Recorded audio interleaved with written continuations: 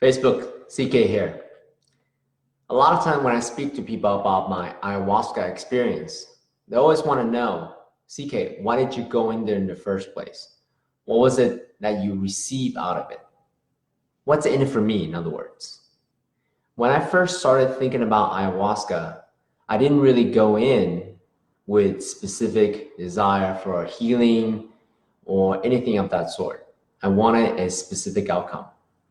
I wanted to be a more effective leader. A couple of days before I said in my first ceremony, I had the privilege of meeting the Dalai Lama in very close proximity. And I heard about this guy for a long time. I read some of his books, his appearance, but one question always was in the back of my head. I was asking the question of, what makes this guy so effective as a leader? What's inspiring about this guy? So I wanted to see him and experience him. And when I first walked into the room in a very close proximity, about 5 feet away from him, I immediately felt his presence. It wasn't anything he said. It wasn't because he's Asian. It wasn't because of any wise factoids that he was telling or he was sharing. It was his presence, and really felt his energetic projection of compassion that fills the entire room. And immediately my body responded with, I was weeping from experiencing that. There wasn't any specific logical reason for me to cry, but I just felt so understood that he had a lot of compassion for me and the rest of the people in the room, and also the rest of humanity. So that's what I went into ceremony with. What makes him, the Dalai Lama, so different than I? How do I get me some of that compassion, access some of that compassion that I couldn't have access to? Yeah. So the ayahuasca experience in itself was, it's an ineffable experience. But here's what I'll tell you what I received. It is the most honest way that I could look at myself. I literally was, not literally, but it shined a mirror on me and actually allowed me to look at all of my belief systems, all of my beliefs, memories, things that I have done, everything. From the things I already know, cognizant of in my conscious mind, to memories that I had long forgotten. Little things that I did to my younger brother, to my parents, to my first girlfriend, second girlfriend, to people in my companies and how I'm treating them and the implication of that.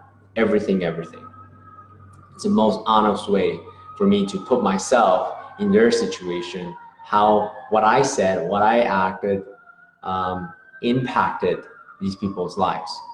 The most honest way that I could see myself doing. And what I saw when I actually experienced what I saw was the pride that I experienced when I actually make a positive impact in people's lives, and the embarrassment and the shame that I also experienced for the negative impact it has on others. And overnight, for the entire 6 hours of the experience, I lived through that over and over again. There's a phrase in Chinese, it says, 生老病死. The literal translation is birth, getting old, getting sick, and death. So that's the whole life cycle, right, of being a human. And I lived through that life cycle over and over again. So what I got from that experience was, what's it like to be human, to be perfectly imperfect, We're all sharing this experience together. And how do I be the best human being that I can be? And from going through that experience, the gift that I received was not only compassion towards others, because we're all fellow human beings living this lifetime together, sharing this lifetime together. But the gift that I wasn't expecting was love for myself. That I don't have to hold myself up to such a high standard, to continually flogging myself for not living up to my own standard. Actually, I can allow myself to be human, to actually have more love for myself. And it's one of those things that I hesitated to share for a long time, because having more self-love sounds so cliche. Why would it sound so cliche, right? It sounds so easy. Why don't you have more self-love for yourself? But the reality is, because I was holding all these belief systems that I didn't know that was there already, that I just didn't have access to.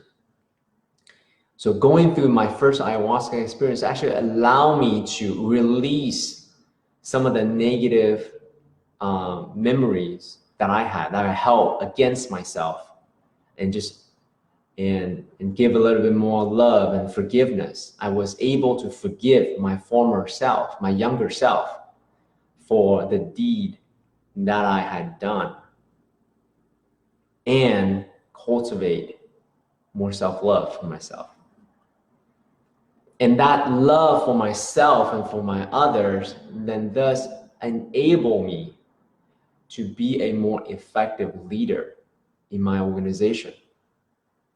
Having that love for myself, instead of projecting my biases, my shame, my negative experience towards myself, and now projecting that to my employees, my other executives, allow me to give more space, give more grace, and thus actually allow them to be relatable to who I am as a fellow contributor to our organization.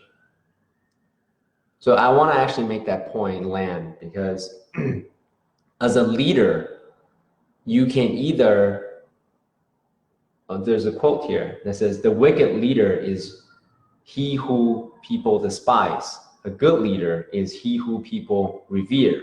A great leader is he who people who say we did it ourselves. Ultimately, what I like to be is not, look at me, CK, the good leader. Rather, I believe that the role of a great leader is that you are empowered to do what your best capability is capable of doing. You are empowered to do more than what you believe yourself could do. So having that space, that love for myself and others, allow me to actually, for others in my organization, to be the best that they can be. That makes sense? So my leadership capability became so much higher because no longer I was operating from my past self, my past biases of looking at myself and looking at others. And when thus allow everyone in my organization to be just who they are, perfect as they are, nothing to fix, nothing to nothing to fix. Who they are, the expression of who they are is perfect as they are. And we can actually look at the task at hand as the task at hand with neutral point of view.